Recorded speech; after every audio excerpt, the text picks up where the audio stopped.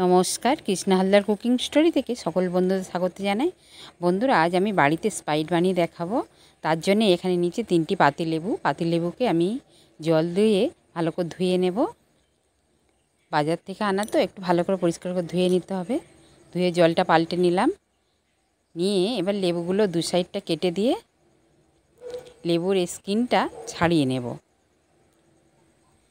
লেবুর স্কিনটা বন্ধুরা আজকে ফেলবো না, স্কিনটা আমি কাজে লাগাবো। লেবুর আজকের কোনো অংশ আমি ফেলবো না, দেখিয়ে দিচ্ছি সব কিছু অংশ কীভাবে কাজে লাগাই। স্কিনটা আমি বাটির মধ্যে নিয়ে নিলাম। নিয়ে লেবুটাও আমি একটু পিস করে কেটে নেব। মাঝখানে শিরাটা বাদ দেব। দিয়ে লেবুগুলো কেটে নিলাম। নিয়ে একটি পাত্রে রেখে দিলাম। এইভাবে 3টি লেবু আমি সমস্ত কেটে নিয়েছি। আর স্কিনের মধ্যে দিয়ে দিচ্ছি 1 চামচ পরিমাণ চিনি। এই 4 চামচের 1 চামচ চিনি দিলাম। আর দিয়ে দিচ্ছি 1/2 চামচ লবণ। দিয়ে চামচের সাহায্যে ভালো করে মিশিয়ে নিলাম। নিয়ে এক সাইডে রেখে দিলাম। এবারে যে লেবুর পিসগুলো কেটে রেখেছিলাম সেই লেবুগুলো চিপে রসগুলো বের করে নেব একটি পাত্রে। বন্ধুরা, স্কিপ না করে পুরো ভিডিওটা দেখতে থাকুন। স্কিপ করলে অনেক কিছু মিস করবেন। কি মেশাচ্ছি মিস করলে ঠিকঠাক বানাতে পারবেন না। এটি একটি ছোট্ট video, step by step follow করে দেখতে থাকুন কিভাবে আমি বানাতে চলেছি। তা চলুন, এই লেবু ছিবড়েগুলো বন্ধুরা আমি ফেলবো না, বলেছিলাম না কিছু বাদ দেব না। এই লেবুর ছিবড়েগুলো আমি দিয়ে পুজোর বাসন মেজে নেব। এবার লেবুর রসটাকে আমি একটি ছাঁকনির সাহায্যে ছেঁকে নিচ্ছি। এইবারে ওভেনে একটি কড়াই বসিয়ে দিচ্ছি। আর কড়াইয়ের মধ্যে দিয়েছি কিছুটা পরিমাণ জল। জলটা একটু উষ্ণ গরম হলে ঠিক ফুটে ওঠার আগের মুহূর্তে এখানে আমি চিনি নিয়েছি। চিনিটা আমি এই জলের মধ্যে দিয়ে দিচ্ছি। বন্ধুরা, আমি এখানে 3 গ্লাসের মধ্যে জল নিয়েছি। আমি তার জন্য দিয়েছি 4 চামচ চিনি। তা স্প্রাইট একটু মিষ্টি মিষ্টি হয় বন্ধুরা, তার জন্য 1 চামচ আমি বাড়িয়ে দিলাম। আর আপনারা যদি আর একটু বেশি মিষ্টি পছন্দ করেন তার একটু মিষ্টি বাড়িয়ে দেবেন। তা চিনিটাকে আমি মেল্ট করে নিয়েছি।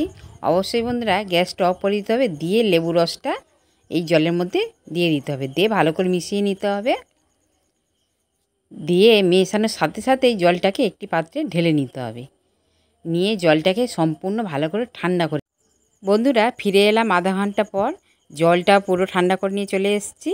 আর এদিকে লেবুর স্কিন থেকে চিনি ও লবণটা মেল্ট হয়ে গিয়ে লেবুর যে ফ্লেভারটা এই রসের মধ্যে চলে এসছে। এবারে এই রসটা একটি পাত্রে ছাঁকনির সাহায্যে ছেঁকে নেব। নিয়ে রসটা আমার প্রয়োজন, রসটা আমি নিয়ে নেব। এবারে একটি গ্লাস নিয়েছি। আর এখানে নিয়েছি বেকিং সোডা, যেটা বলে মিঠা সোডা, খাবার সোডা। এটা কম বেশি সবার বাড়িতে থাকে বন্ধুরা, যদি না থাকে যে কোনো মুদির দোকানে পেয়ে যাবেন। গ্লাসের মধ্যে অল্প পরিমাণ দিয়ে দিলাম। দিয়ে যে জলটা আমি বানিয়ে রেখেছিলাম সেই জলটা আমি গ্লাসের মধ্যে ঢেলে দিলাম। এই বেকিং সোডাটা ওই স্প্রাইটের মধ্যে থাকে বন্ধুরা, তার জন্য স্প্রাইট যখন গ্লাসে ঢালা হয় একটা ফেনা বা গাঁজা হয়, সেই ফেনাটা উঠলো দেখতে পেলেন বন্ধুরা। আর লেবুর যে রসটা ফ্লেভারটা আমি 1 চামচের মধ্যে দিয়ে দিলাম। দিয়ে কিছুটা আইস দিলাম।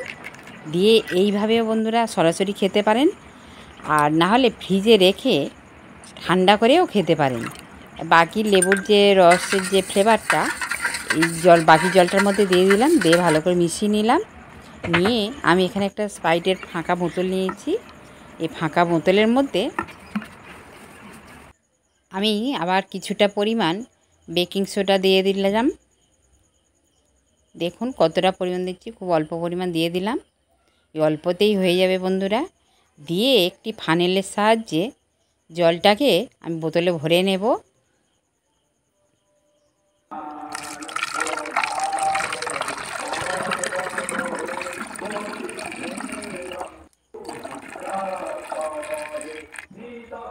ভরে নিলাম দেখতে পেলেন বন্ধুরা। এবারে ঢাকাটা বন্ধ করে দেব। দিয়ে ফ্রিজে রেখে দেবো বন্ধুরা। স্প্রাইট একটু ঠান্ডা ঠান্ডা না হলে খেতে ভালো লাগে না। আমি ফ্রিজে রেখে দিয়েছিলাম 2 ঘন্টার মতো। 2 ঘন্টার পরে বের করে নিয়ে এসেছি। এবারে আপনাদের সামনে ঢেলে দেখাবো ঠান্ডার হওয়ার পর স্প্রাইটটা কেমন হয়েছে। এই গ্লাসটা সরিয়ে নিলাম, নিয়ে আর একটা ফাঁকা গ্লাস নিয়েছি। এবার ঢেলে দেখাচ্ছি বন্ধুরা, দেখুন। গরমের সময় বন্ধুরা বাইরে থেকে এসে এইরকম ঠান্ডা ঠান্ডা স্প্রাইট খেতে কার না ভালো লাগে, তাও যদি হয় বাড়িতে বানানো। দেখুন বন্ধুরা কত সুন্দর হয়েছে, আর কালারটা দেখুন, ঠিক যেন দোকান থেকে কেনা স্প্রাইটের মতো। বন্ধুরা আমার এই ভিডিওটি আপনাদের কাছে কেমন লেগেছে কমেন্টের মাধ্যমে জানাবেন। আর যদি ভালো লেগে থাকে অবশ্যই একটি লাইক দেবেন আর শেয়ারও করবেন। বন্ধুরা আমার এই ছোট্ট চ্যানেলটিকে সাবস্ক্রাইব করে পাশে থাকবার অনুরোধ রাখলাম। আজকের এই পর্যন্ত, ফিরে আসছি নতুন ভিডিও নিয়ে।